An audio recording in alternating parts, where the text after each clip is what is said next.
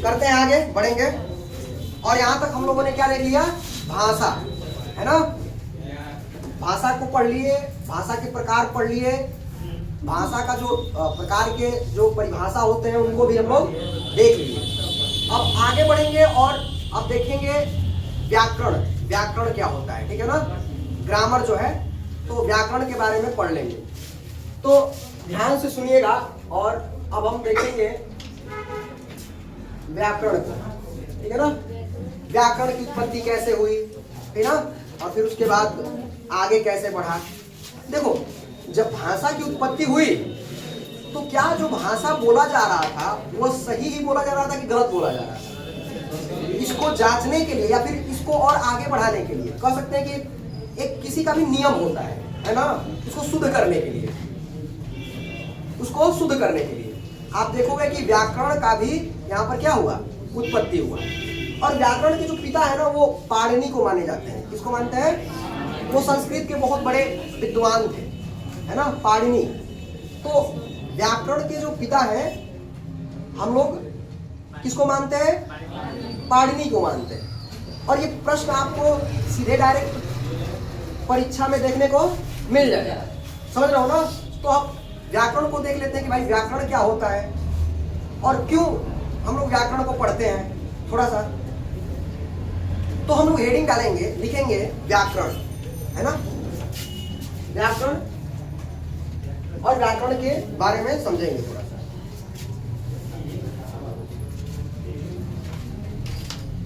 देखो, जो व्याकरण है ना वो हमारे वाक्यों को शुद्ध करता है। क्या करता है, शुद्ध करता है। देखो, मैं 2 एग्जांपल दूंगा आप लोगों को, ठीक है, और उसमें आपको बताना है कि इसमें कौन सही है और कौन गलत है। अगर सच में व्याकरण नहीं रहता तो हम क्या बता पाते कि ये वाक्य गलत है और ये वाक्य क्या है, सही है। तो एक हम एग्जांपल देंगे आपको।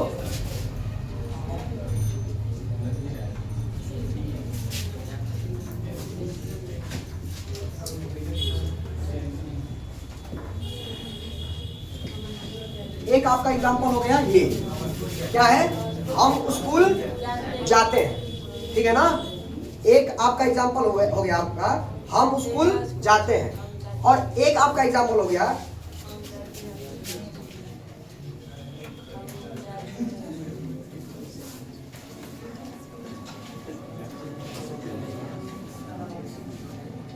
अब देखो ये 2 हम वाक्य यहां पे सेंटेंसेस लिख दिए, ठीक है ना। एक मैंने लिखा हम स्कूल जाते हैं और एक हमने लिखा हम जाते हैं स्कूल, ठीक है ना। ये 2 वाक्य हमने लिखा है। अब हम जिससे पूछेंगे वही बताएगा कि बताओ इसमें से कौन सही है और कौन गलत है, ठीक है ना। जिससे पूछेंगे वही बताएगा, ठीक है। तो लड़कों में कौन बताएगा, ठीक है, रवि बताओ इसमें कौन सही है। ऊपर वाला सही और नीचे वाला गलत है। हम स्कूल जाते हैं, हम जाते हैं स्कूल, ऊपर वाला क्या है, सही है, और नीचे वाला क्या है, गलत है, ठीक है। बैठ जाओ। हाँ जी, क्या बोल रहे थे, हम स्कूल जाते हैं और हम जाते हैं स्कूल, ये क्या है, गलत है, ठीक है, बैठ जाइए। अब देखिए, आप ऊपर वाले को सही कह रहे हैं और नीचे वाले को क्या कह रहे हैं, गलत कह रहे हैं। आखिर आप कैसे जानते हैं कि ऊपर वाला सही है और नीचे वाला गलत है? क्योंकि आप किसको जानते हैं, आप व्याकरण को जानते हैं। कि व्याकरण क्या कहता है, व्याकरण कहता है कि हम मतलब कोई भी अगर वाक्य रहे उसको शुद्ध शुद्ध बोलना, लिखना, है ना, उसको समझाना। वो कौन समझाता है हमको, व्याकरण ही समझाता है। तो इसलिए मैंने आपको 2 एग्जांपल दिया और 2 एग्जांपल आपको दिया और पूछा आपसे कि बताइए कि इसमें दोनों को जो वाक्य है इसमें से कौन सही है और कौन गलत है। तो आप लोगों ने बताया कि पहला सही है और दूसरा क्या है, गलत है। क्यों? क्योंकि व्याकरण क्या कर रहा है कि इसको सही से लिख रहा है, और आप व्याकरण पढ़े हो इसलिए जानते हो कि ये वाला जो शब्द है, सेंटेंस है, वो क्या है, सही है, और ये वाला क्या है, गलत है। समझ रहे हो ना। तो व्याकरण का जो कार्य होता है वो आपके भाषा को सुधारना, आपके लिखावट को सुधारना, उसमें शुद्धिकरण करना होता है। समझ रहे हो ना, व्याकरण का यही कार्य होता है। और इसीलिए व्याकरण की उत्पत्ति भी हुई। तो हम लोगों ने लिखा व्याकरण हेडिंग, नीचे 2 एग्जांपल ये लिख लेंगे, 2 एग्जांपल नीचे ये लिख लेंगे।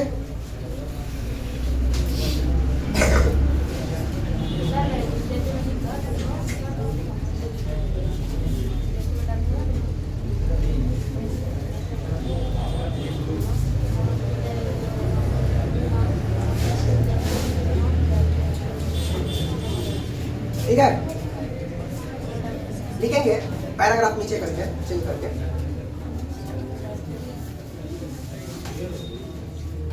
लिखेंगे इन वाक्यों में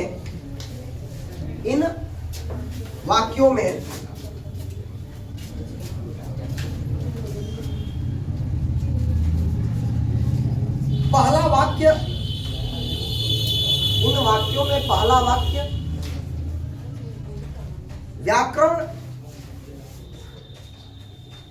व्याकरण दृष्टि से या व्याकरणीय दृष्टि से लिख लोगे,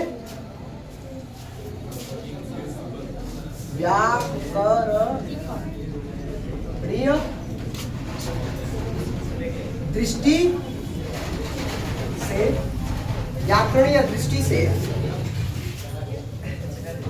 ठीक है, ठीक है, तथा दूसरा अशुद्ध है। तथा दूसरा क्या है? ये अशुद्ध है।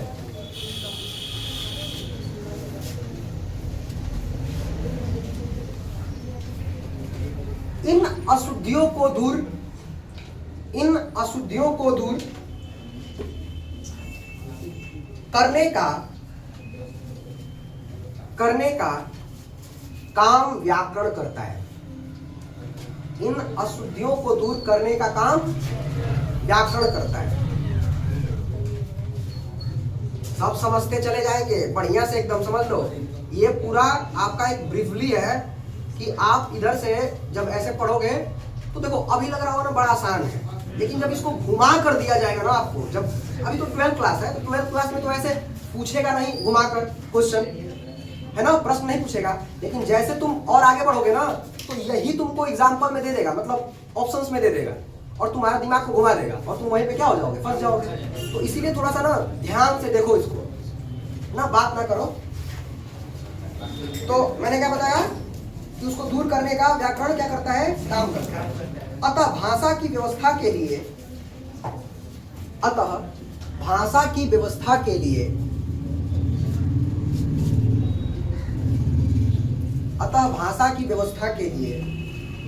बनाए गए नियमों को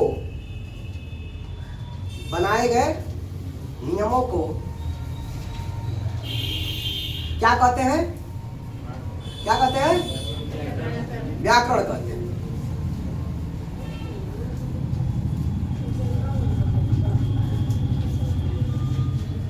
व्याकरण कहते हैं, ठीक है। अब तो ये हम लोग जान लिए कि व्याकरण क्या है ना, उसका परिभाषा जान लिए कि व्याकरण का काम होता है क्या करना, वाक्यों को क्या करना बताओ, शुद्ध करना। क्या करना? शुद्ध करना। इसीलिए हम लोग यहाँ पर जान पाए हैं कि जो पहला है वो सही है और दूसरा क्या है, इसमें अशुद्धियां हैं, ठीक है ना। अब देखो व्याकरण के कुछ अंग भी होते हैं, ठीक है ना, तो उनको हमें जानना बड़ा आवश्यक है, ठीक है ना। तो हम अगला जो हेडिंग देंगे वो होगा व्याकरण के अंग।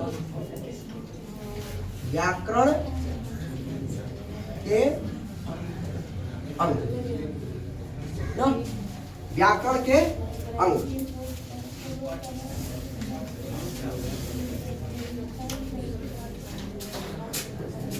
अब देखो इसमें हम देखेंगे ना कि व्याकरण तो हम जान गए कि व्याकरण का परिभाषा जान गए, लेकिन उसमें हम देखेंगे कि व्याकरण में जब लिखते हैं, है ना, व्याकरणीय दृष्टि से जब हम लोग लिखते हैं तो उसमें किन किन चीजों का प्रयोग करते हैं। जैसे कि अगर बात करें हम लोग अक्षर की, फिर शब्दों की और फिर वाक्यों की, है ना, तो इसके अंग की हम बात करेंगे तो अंग में यही आ जाता है, ठीक है ना। अंग में क्या आ जाता है, यही आ जाता है जो तीन मैंने बताया। कौन? अक्षर मतलब वर्ण, और दूसरा क्या हो जाएगा, शब्द, और तीसरा क्या हो जाएगा, वाक्य। तो हम लोगों ने लिखा व्याकरण के अंग। तो लिखेंगे नीचे से, लिखिएगा भाषा की सबसे छोटी इकाई, भाषा की सबसे छोटी इकाई अक्षर या वर्ण है। क्या है? जो भाषा की सबसे छोटी इकाई है वो क्या है,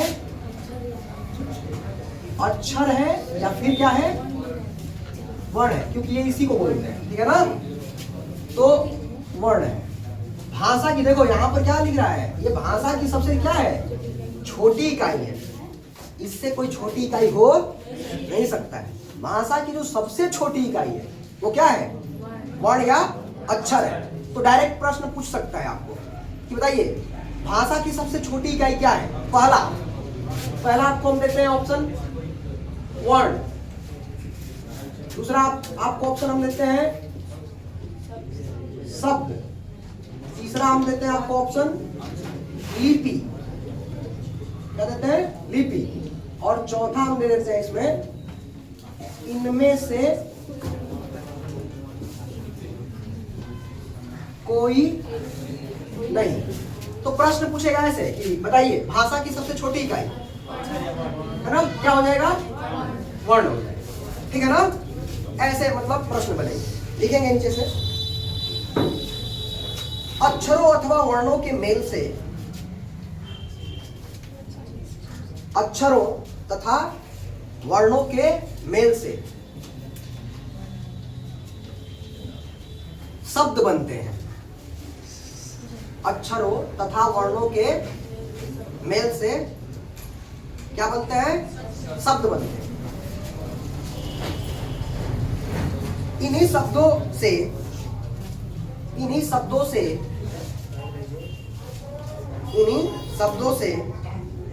वाक्य, इन्हीं शब्दों से वाक्य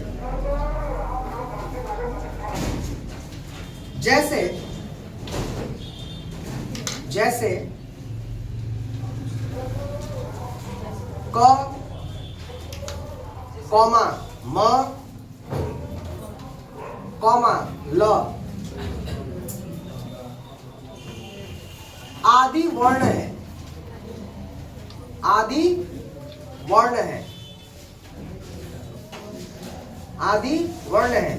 इन्हीं वर्णों को मिलाकर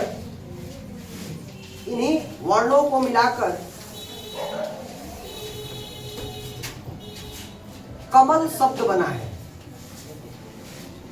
इन्हीं वर्णों को मिलाकर कमल शब्द बना है। तो ध्यान से सुनना, देखना इधर क्या है, मामला क्या है, इधर क्या बोल रहा है ये।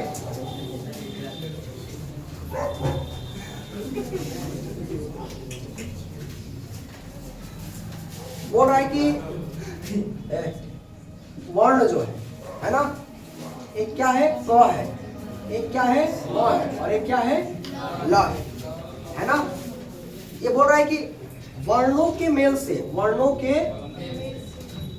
से क्या बनता है, शब्द बनता है। तो जैसे हम लोगों ने अगर यहाँ पर एक वर्ण ले लिया, दो वर्ण और तीन वर्ण ले लिया यहाँ से, और इनको जब हम आपस में मिला देंगे, तीनों वर्णों को आपस में क्या कर देंगे, मिला देंगे, तो किस चीज का निर्माण हो जाएगा, शब्द का। और वो शब्द कौन सा बन जाएगा, कमल। तो बना ना, वर्णों के मेल से क्या बना, शब्द। तो यहाँ पर वर्णों को एक साथ मिला दिए हैं, क्या बन गया है, शब्द। और वो शब्द कौन बना है, कमल बना है, ठीक है ना। अब यहाँ पर आगे हम समझेंगे कि यहाँ पर शब्द तो बन गया, ठीक है ना। लेकिन आप देखिएगा कि शब्दों को अगर हम आपस में मिलाएंगे तो एक शब्द, दो तीन शब्द ले लेते हैं, है ना। राम घर जाता है, राम घर क्या करता है, जाता है।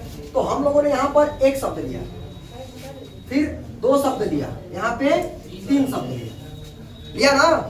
तो देखना यहाँ पर राम में, जो राम हम लिख रहे हैं, तो राम में कितने वर्ण हैं, कितने वर्ण हैं, दो।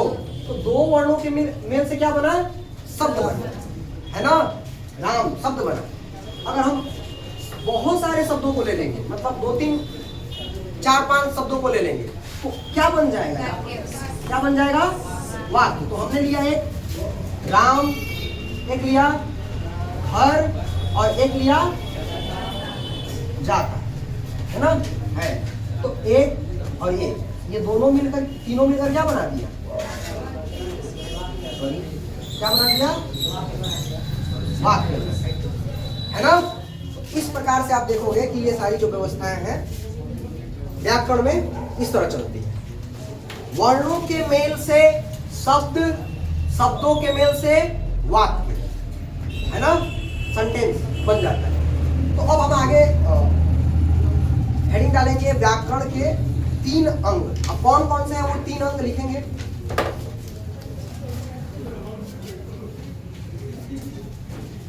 देखिए मैंने बताया था आप लोगों से, अगर आओ तो 12 बजे तक मैं पढ़ाऊंगा, इससे ना उधर ना इससे इधर छोड़ूंगा।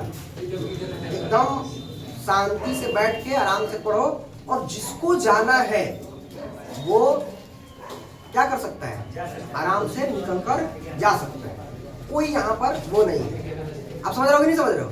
तो ध्यान से एकदम रहो, शांति से रहो और ध्यान से सुनो, है ना? तो व्याकरण के 3 अंग। व्याकरण के कितने अंग होते हैं? 3 अंग। पहला लिखेंगे, पहला लिखेंगे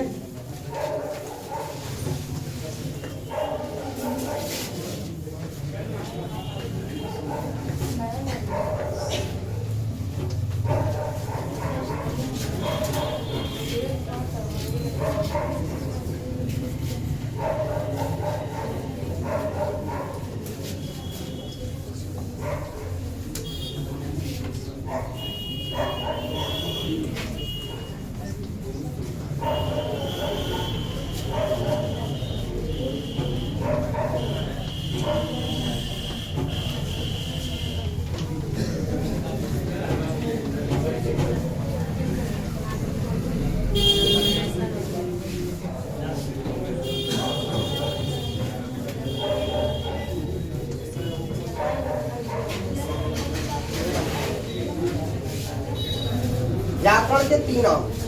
पहला क्या हो जाएगा? वर्ण विचार। क्या हो जाएगा?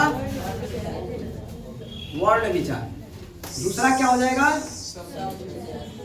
शब्द विचार। और तीसरा क्या हो जाएगा? वाक्य विचार। ठीक है ना? व्याकरण के कितने अंग होते हैं? 3 अंग। वर्ण विचार, शब्द विचार और वाक्य विचार। ठीक है ना? अब हम इसमें समझेंगे कि वर्ण कितने हैं, शब्द फिर क्या है और फिर वाक्य क्या है, इसमें देखेंगे। ठीक है ना? देखिए जो वर्ण है, ठीक है, वर्ण जो है, इस अंग में वर्णों का विचार किया जाता है। जो वर्ण है इसमें किसका विचार किया जाता है? वर्णों का। वर्णों में क, ख, ग, गो, अ भी हो सकते हैं, है ना, आ भी हो सकते हैं, सिंगल वर्ड इसमें। और जो शब्द है उसमें किस पर विचार किया जाता है? शब्दों पर। और जो वाक्य है उस पर किस पर विचार किया जाता है? वाक्यों पर, है ना? हम देखते हैं कि जो वर्ण है वो क्या है, फिर देखते हैं शब्द जो बना कैसे बना, क्या है शब्द, फिर वाक्य जो है वो क्या है और कैसे बना। तो ये मैंने आपको पूरा क्या कर दिया, समझा दिया। तो व्याकरण कितने अंग होते हैं? 3। वर्ण, शब्द और वाक्य। ठीक है ना? तो ये सारा यहाँ तक व्याकरण का अंग रहा और व्याकरण का परिभाषा रहा।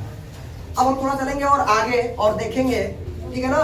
उसमें एक और चीज ऐड करेंगे, लिपि को। तो अब लिपि हम देखेंगे कि लिपि क्या होता है। तो पहले लिखते हैं, उसके बाद है ना बात करते हैं। देखो लिपि जो है ना, लिपि इधर देख लेना, लिपि इसको इंग्लिश में बोलते हैं स्क्रिप्ट। क्या बोलते हैं? स्क्रिप्ट। यह जो वर्ण है या फिर कह सकते हैं जो भाषा है उसके लिखने का क्या होता है?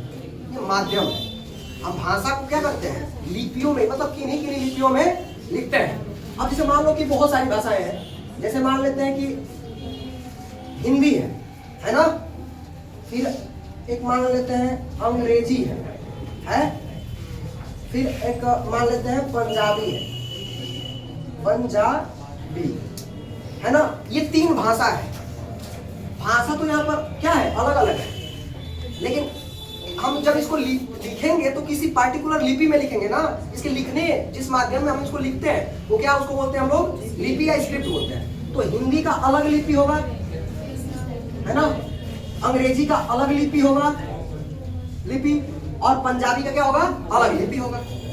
जैसे अगर बात करें हिंदी को, तो हिंदी को हम लोग किस लिपि में लिखते हैं, देवनागरी, देवनागरी। अब ये जो देवनागरी लिपि है, इसकी उत्पत्ति कहां से हुई है, संस्कृत भाषा से। इससे, क्योंकि संस्कृत को भी किसमें लिखते हैं, देवनागरी। देवनागरी मतलब देवों की नगरी। ये जो लिपि है या ये जो भाषा है, कहां से लिया गया है, देवताओं से लिया गया है।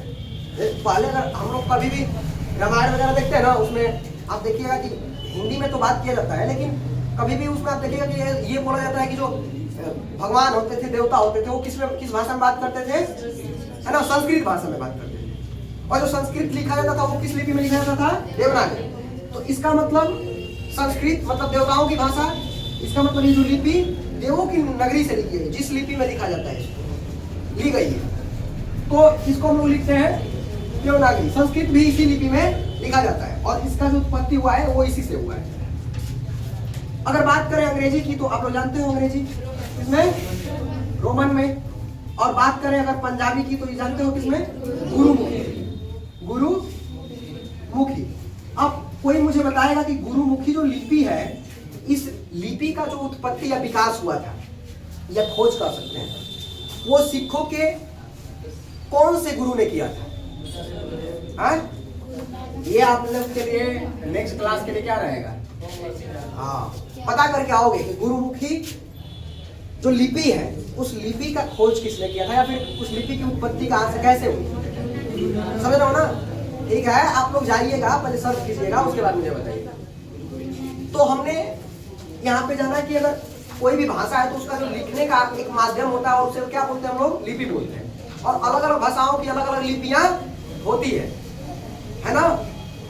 जैसे सबसे अगर प्राचीन पूछे हम लिपि, अगर सबसे प्राचीन पूछे तो कौन सा हो सकता है, चित्रात्मक लिपि। सबसे प्राचीन कौन सी हो सकती है, चित्रात्मक। उससे इधर आए तो खरोष्टी, ब्राह्मी, अरमाई, फिर उसके बाद धीरे धीरे आप देखिएगा देवनागरी, फिर उसके बाद आप देखिएगा, है ना, गुरुमुखी लिपि। ये सारी लिपियां हैं जो अपने अलग अलग भाषाओं की लिपियां हैं। तो हमने लिखा लिपि। अब लिखेंगे लिपि का परिभाषा, क्या होता है लिपि का परिभाषा।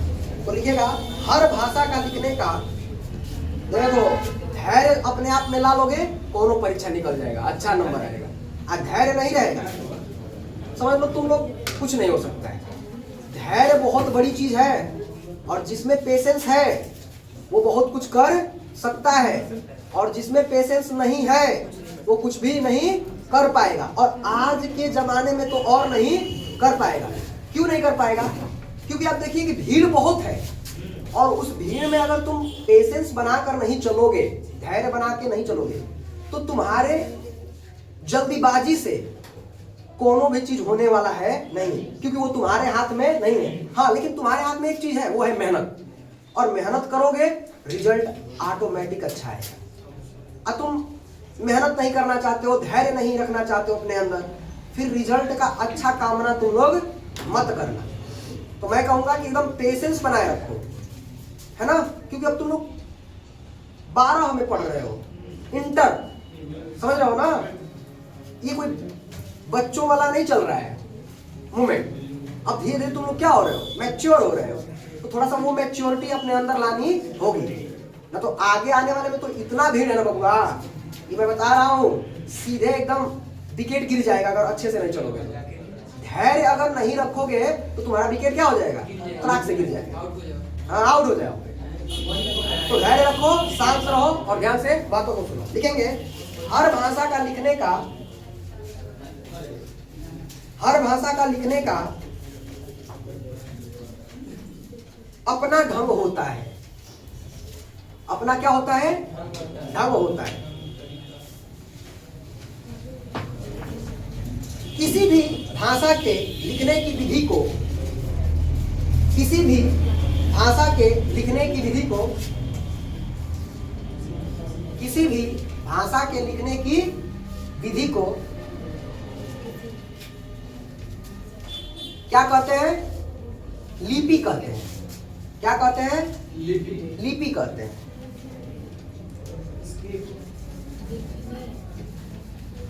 लिपि कहते हैं। जैसे जैसे एक और लिखना भाषा और एक और लिखना, हाँ, तो एक साइड भाषा और एक साइड लिपि। तो लिखेंगे हिंदी और संस्कृत, हिंदी और संस्कृत।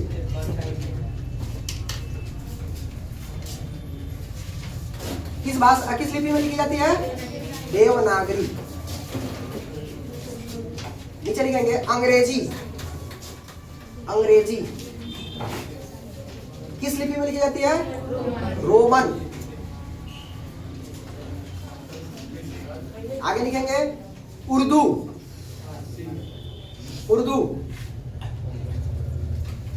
लिखेंगे किस लिपि में? फारसित। किसमें? फारसित, फारसी नहीं, फारसित, है ना। तो ये सारा भाषा है और उसका क्या है? ये लिपि है। तो यहां तक हम लोगों ने क्या कर लिया? खत्म कर दिया, ठीक है ना। लिपि भी हम लोग जान गए। अब कोई भी आपके मस्तिष्क में प्रश्न चल रहा है तो आप हमसे पूछ सकते हैं।